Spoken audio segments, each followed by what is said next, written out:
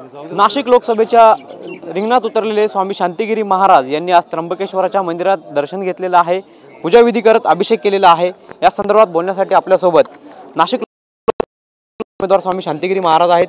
महाराज काय सांगाल, आज खऱ्या अर्थानं मतदानाचा दिवस आहे, तुम्ही त्र्यंबकेश्वराच्या मंदिरात येऊन पूजाविधी केली, नेमकं देवाकडे काय मागितलं, काय प्रार्थना केली? ओम जगद्गुरु जनार्दन स्वामी यांचं आवडदैवत त्र्यंबकराज आहेत आणि ते नेहमी आम्हाला ठिकाणी उपदेश करायचे की मला त्र्यंबकराजाच्याच कृपेने सर्व प्राप्त झालेलं आहेत। म्हणून त्या अनुषंगाने आज या ठिकाणी त्र्यंबकराजाचा अभिषेक करून आम्हाला या ठिकाणी त्र्यंबकराजाकडे मागायची गरज नाही, कारण ते सर्व आहेत, त्यांना कळतं एकासाठी यायला का आलेले आहेत। आणि म्हणून आमच्या ब्राह्मणांच्याच मुखातून त्यांनी आम्हाला बोलवलं नव्हतं किंवा मागायची बाळी नव्हतं, ब्राह्मणाच्याच मुखातून त्यांनी आम्हाला आशीर्वाद दिलेला आहेत की आपली बादली आता पूर्ण भरणार आहेत आणि आपण त्या ठिकाणी या ठिकाणी जिंकणार आहात किंवा निवडून येणार आहात। नक्कीच तुम्ही गेल्या अनेक दिवसांपासून प्रचार करत होता, आज मतदानाचा दिवस आहे, काय नेमकं आपल्याला काय विश्वास आहे, जनतेचा कौल काय असेल? बघा जनता जनांच्या आत्म्याला पूर्ण बघा खात्री आलेली आहेत की भविष्यामध्ये आपलं हित किंवा कल्याण कोण करू शकतो आणि म्हणून त्यांना खात्री आली आणि बाबांना गॅरंटी आली जनता जनार्दनाची की निश्चित व्यक्ती आम्हाला त्या निवडून देणार आणि आम्हाला त्या ठिकाणी सेवेची संधी देणार आहेत। ओएसिस फर्टिलिटीच्या तज्ञांनी IVF उपचार पद्धतीद्वारे 1 लाखांहून अधिक जोडप्यांना मातृत्व प्राप्तीचा आनंद दिला आहे। मोफत अपॉइंटमेंट बुक करण्यासाठी आजच संपर्क साधा। नाशिक लोकसभेची निवडणुकी तिरंगी होत असल्याचे आपल्याला पाहायला मिळतं। एकीकडे महाविकास आघाडीचे राजाभाऊ वाजे आहेत, दुसरीकडे महायुतीचे हेमंत गोडसे आहेत, आपण अपक्ष उमेदवारी करतायत, आपण हिंदुत्वाच्या मुद्द्यावरती निवडणूक लढवतायत, नेमकं काय सांगा? तर बघा आम्ही ह्या निवडणूक लढवताना आमचा एक ब्रीद आहे किंवा नारा आहे, लढा राष्ट्रहिताचा, संकल्प शुद्ध राजकारणाचा।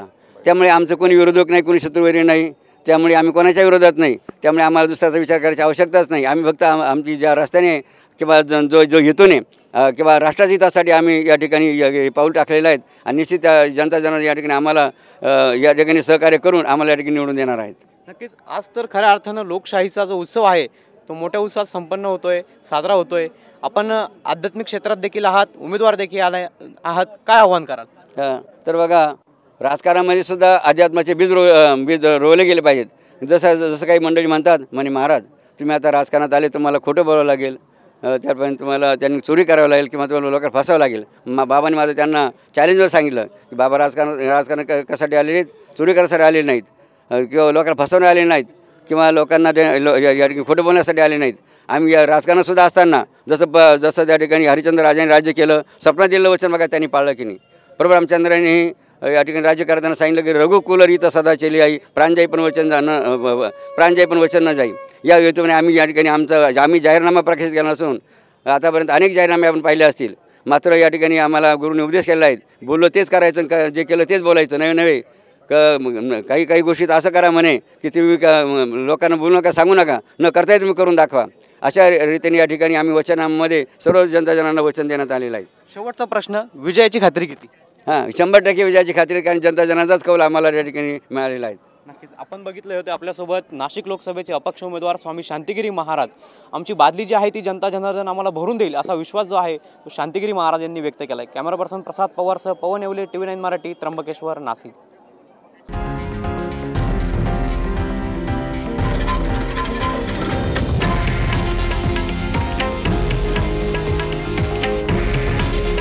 हे आहे देशातील नंबर 1 न्यूज नेटवर्क आणि आपण पाहत आहात TV9 मराठी। काळजी तुमची, हित महाराष्ट्राचं।